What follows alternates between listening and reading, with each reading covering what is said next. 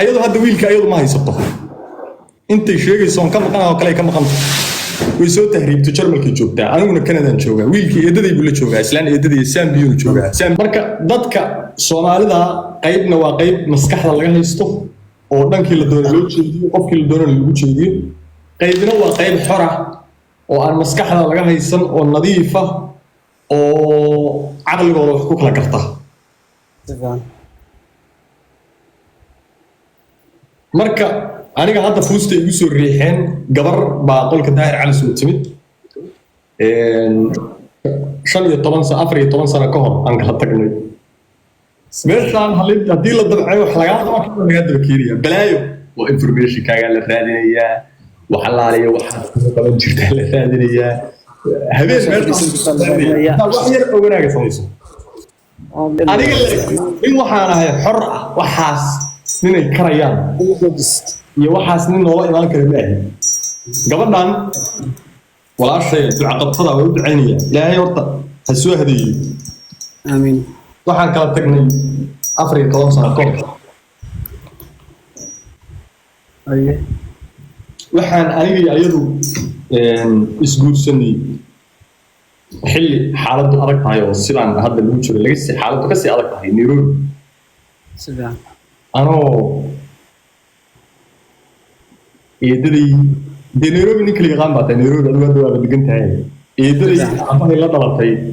baa waxay ka soo guurtay Canada markaasna aan soo galay markaan soo galay eedaday la deganaa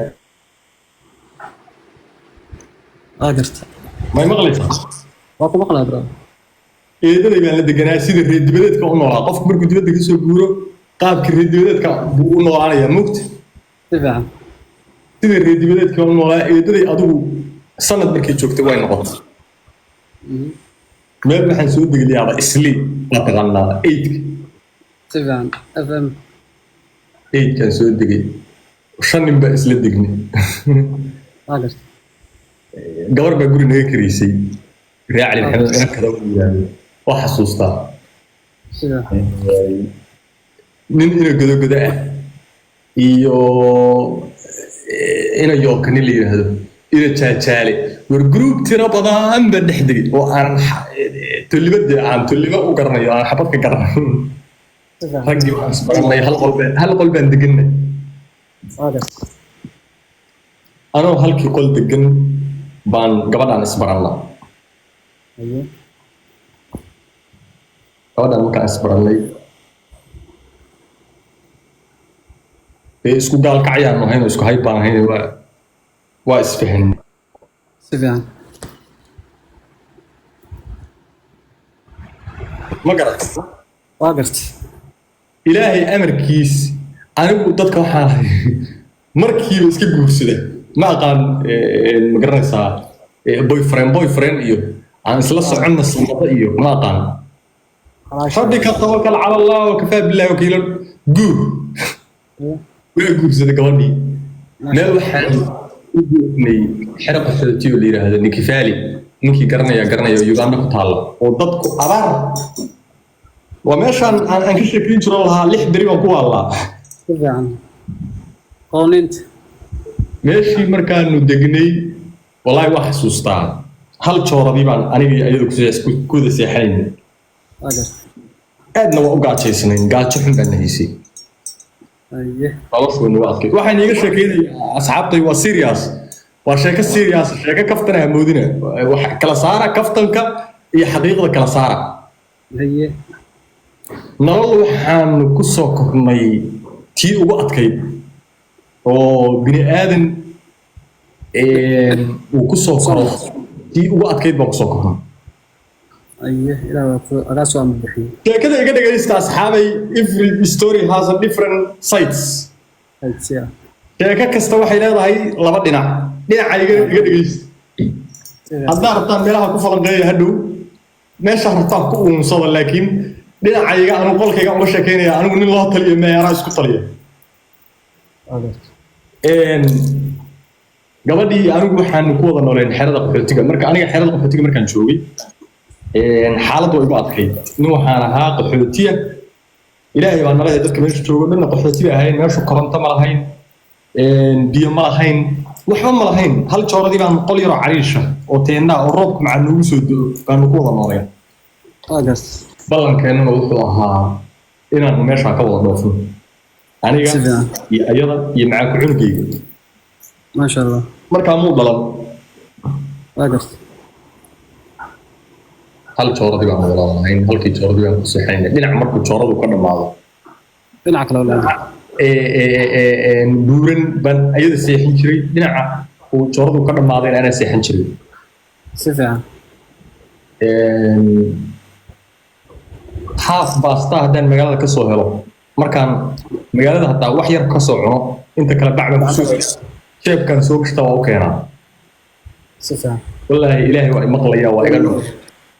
ilaahay baa idilaya naftayda leh aniga cidda kaba boqo ilaahay waa imaqlaya waa iga dhab waxaan ka sheekeynaya waa true history of my life ما شاء الله waxaan sameeyey annagoo xaaladda adag ku jirna baa wiilkii dhashay haddana noloshu way sii adkaatay magaalada caana male baambaris male waxba male adigu nolol adag dee xiro qaxooti qof kasta waa fahmi karaa بك هذا لازم gabadhii waxay tiri meeshaan anigu uma adkaysan karo cabaar bay ka cabatay niyadan isu jira waxaan ku yiri waa ka baxaynaa waa dhoofaynaa kanadaanu tegaynaa ama maraykan cidiina qaadata may maqlaysaa كل سنة برا xaaladdu aad bay noogu adkay markii ay xaaladdu nagu adkayd oo aan waxa weeye si xun meeshaas oo gabadhii adigu habeenada ka mid ah lacag baa loo soo diray anoon ogeyn oo subaxii waagu markuu bariyey raba inaan garanaysaa dee meelahaas qaraab u aado waxaan soo toosay iyadii cunugii oo maqan واقرت qof bay tiri oo kambaalay tagtay oo kambaalay kasii tagtay oo waxay isku duudubridatay gaalkacyi kasoo jeesatay واقرت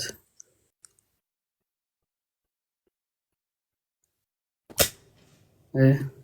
may maqlaysaa وكل سنة برا wiilkii iyo ayadii waxa weeye waa dhaqaaqeen gaalkacyi kasoo jeesteen ايه gaalkacyo markay kasoo jeesteen oo ay baxeen oo tageen meesha xerada qaxootiga taleefon la iskala hadla male gabadhii inay nooshahay inay dhimatay meel aad ka warqabto male adigu dacwadii aan marayey waa la ii yeeray waxaa la yidhi gabadhii iyo wiilkii meeyo waxaan ku yidhi de meel kuma sheego waa tageen baan ku yidhi gaajo igaga carareen gabadhii iyo wiilkiiba gaajada meeshaan ay adkaysan waayeen waa iga carareen baan ku yidhi keligii baa jooga ama irida ama nimayo iqaada waxba anigu kale aan idiin sheega ma hayo waa maraykanka GVA baa la yihahdaa iyo CAA ايه ليس بس adu calaa kulli xaal sidii baa waxaan ku waayey responsor kalaan xaraystay oo Canada ah ee group 5 la yiraahdo group 5 baa wuxuu igu qaatay haddana 7 sano kale inaan sii sugo 7 sano ka bacdi waa soo dhoofay Canada nimid dee nolol baan iska samaystay oo iska guursaday gabadhii way guursatay iyaduna nolol kale ay samaysatay ilmo kale dhashay haddana waxa weeye deesaan biyo wada joogeen ayada iyo wiilkii guursaday oo asna dee faamilka asna ايه gabar kale dhashay wiilkii ayadoo haddana waa kala tageen سفيان wiilkii weli saan biyo joogaa markaas gabadhii waa soo tahriibtay waxay soo gashay Jarmalka واقرت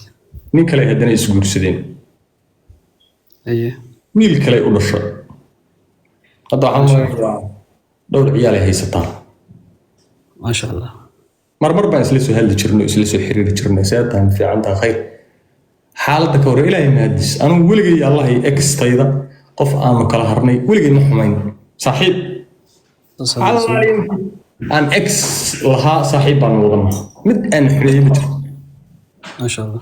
xumaanna uma qooro ilaahayna iguma keena waxaan ku xumeeyey امين ايه adigu calaa kulli xaal hadda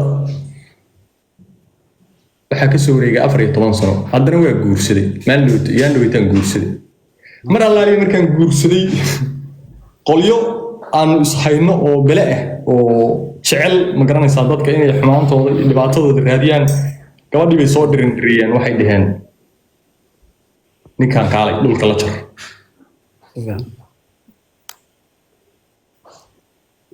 adigu fuustadaasaa la soo riixay fuustadu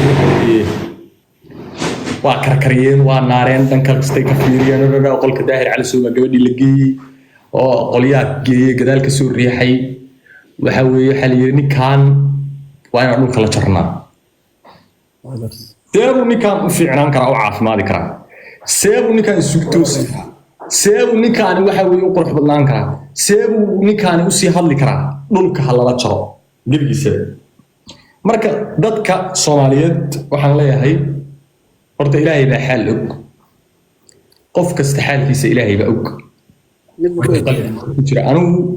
halkaan ma soo fariisan inaan qof la gorgorto qof la xifaaltamo inaan wax wanaajiyo ma ahan lagama yaabo inaan qof wax ka sheego xumeeyo qof kasta aniga qofkii wax iga sheega maalinka qiyaamaha wada tagaynaa oo banka carfa la marayo ilaahayna xal waa wada og yahay marka 14 sano wax xiriir kale tamay anigu hadda khayr baan ka shaqeeyaa waa aragtay khayr baan ka shaqeeyaa ummad ilaahay oo masaakiin iska daa kayga wiilkayga iska daa dad kale carruurtooda xataa la dilaa afraad ka saac halkaas maamo oo aysan ku garab istaagaa waa inay marka inaan kayga ka damqan waay lahaa ما أبغى واحد لا أقول ضمقنا أنا كده ما وايد هني كلا طوام مركب فوسطة ماشي كسر ريحنتي قبل أنا قلنا مركب جواي هيسا حدا يصنعين وحي وعلى هيد فاميلي جيجا ودم واضح وعدان أنا وحتى حماضة فاميلي جيجا أنا كده شغل دم واضحين وما أصحابه حلي هاي القلم كرتا اللي كرتا أمر واد خلطان تاي أرين كاسبا شرع بقول لكم توقفوا أن سوفي عنا شرية خير بله لكن داير على السوق قل كيسة وحوي بنتجي وقبل بنتجيسة ماشي كسرت فيك ولا فاهم كرا قف كستو فاهم كرا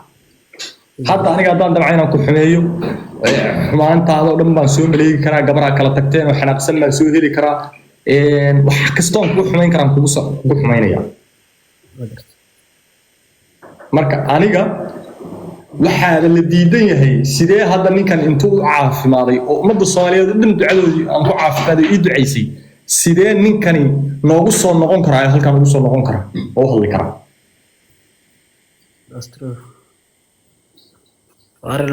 haddaan xamaado oo aan qof xun ahay oo aan qof xaasida ahay yaa reerkayga dhan ma wada xumaan karaan reerkayga dhan baa la hadli karay Soomaa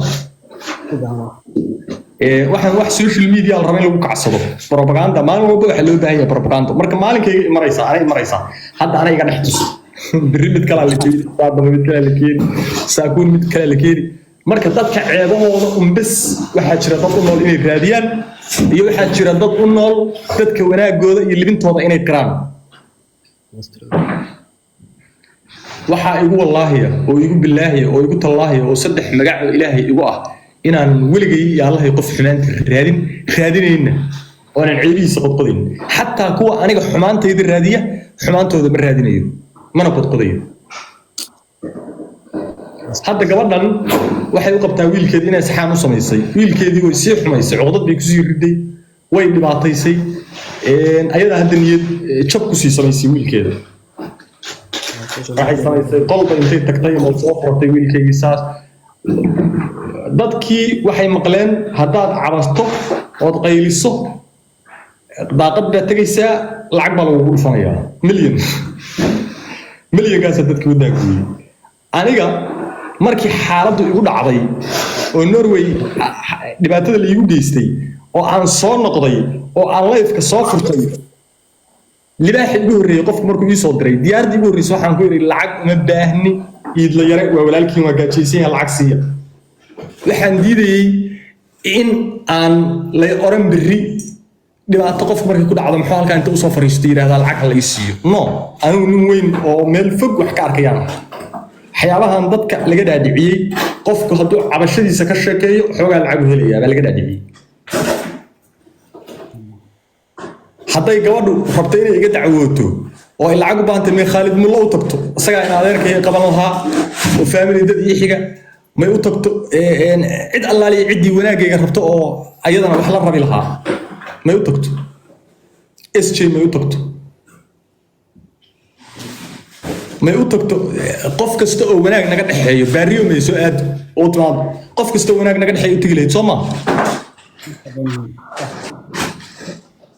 qof kasta oo wanaag naga dhaxeeyo u tagi lahayd ayadoo hadda wiilka ayadu ma haysato intay sheegayso ka maqan oo kale ka maqan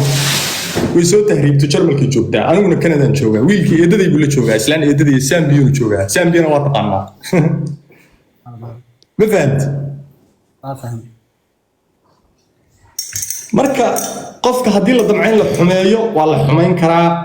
dhibaato waa lagu soo riixi karaa fuusto waa lagu soo riixi karaa ceebtiisa waa la raadin karaa laakiin waa yadee qofka u dhashay dadka inuu ceebahooda raadiyo bala goosta dadkaas oo kale oo asna ceebahooda raadiyo oo maanta oo dhan ay isla guriyaan aniga laakiin wallahi bi saxri yeeli karin wallahi bi saxri yeeli karin hadii dunida caawa la rogayana aniga xidid naxar oo qalbigayga ku jira ma jiro hadii dunida caawa la laabayo dhanka kale loo rogayo